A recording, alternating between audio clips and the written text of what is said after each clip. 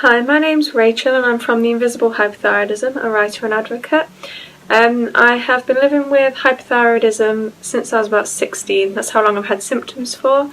I was diagnosed in 2015. I'm from England in the UK. Naturally, I'm quite passionate about advocating for better thyroid disease diagnosis and management for other patients.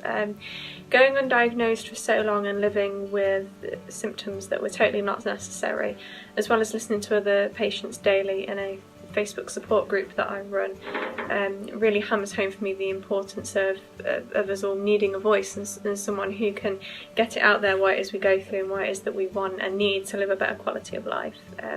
So that is really what I'm passionate about, and I do that through writing, through sort of various articles and blogs and informative pieces for not just my own website but other websites as well. Essentially, I'd been living with various symptoms since I was 16. I was eventually diagnosed at 21, a couple of months before I turned 22, so it was quite a long time to be living with various symptoms that I basically had no reason or cause as to where they were coming from. These included unexplained weight gain despite eating quite healthily and being quite active with exercise and whatnot.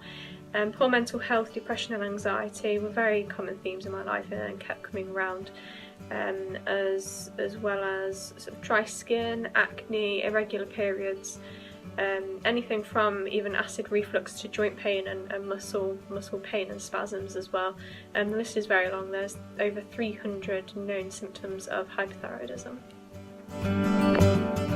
So I'm quite lucky to have another half, a fiance, who's very understanding and supportive of my condition and the way that it can impact my life. We have been together since we were 16 though, so this is quite rare. It just means that he's seen me go through the years slowly becoming more ill and then getting a bit better and having flare-ups and bumps in the road as well, so he's incredibly supportive.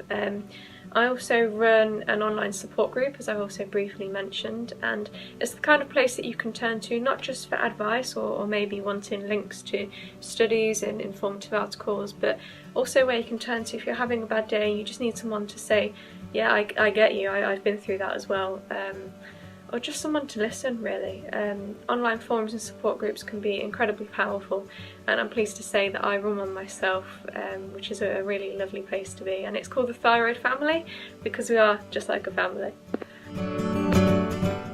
If you've just been diagnosed with hypothyroidism and or Hashimoto's, which is the most common cause of hypothyroidism, I would definitely suggest that you reach out to other people who have gone through that diagnosis as well. Not just in forms of maybe support groups and sort of looking for support or people to answer all your questions, because these places can be quite daunting. They can be full of people who are still struggling to get their condition under control, and this perhaps isn't the best environment for you to be going to straight after diagnosis and being a bit scared and a bit confused.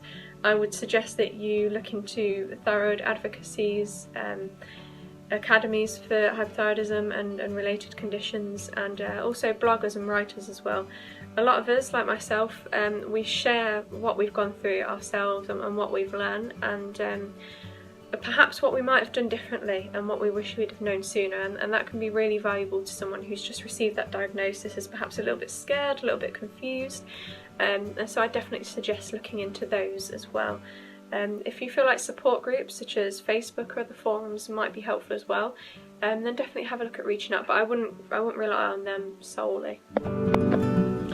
My main message in all that I do, in all my writing and advocacy work, is to promote for thyroid patients to become their own advocate.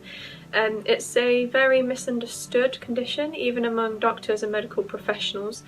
They don't always understand just how much it can impact our lives and the type of misunderstandings and things that we have to go through in the world. You know, it's not just a condition that leads to weight gain. It's not an excuse for being overweight.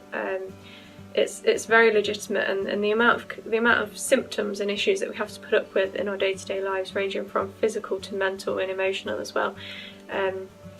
Yeah, I would just promote that everyone become their own thyroid advocate, and in this I mean learn how to read your own lab tests and test results, learn what you should be having tested and what levels you should be aiming for, learn what is and isn't normal as part and parcel of having thyroid disease, and learn how you can implement things to help manage your own condition instead of solely relying on doctors. I mean, in this day and age, especially here in the UK, doctors are pushed for time. They don't have as much money as they ideally would to treat each patient, and so that 10-15 minutes that you get in an appointment, it just isn't enough to go through everything that you want to and be able to look at everything in as much detail as is ideal. So yeah, I would really just suggest, and I always promote the idea, to become your own advocate and learn what things you can implement yourself and what you can do to just make a better quality for your life as well. Don't just entirely rely on others.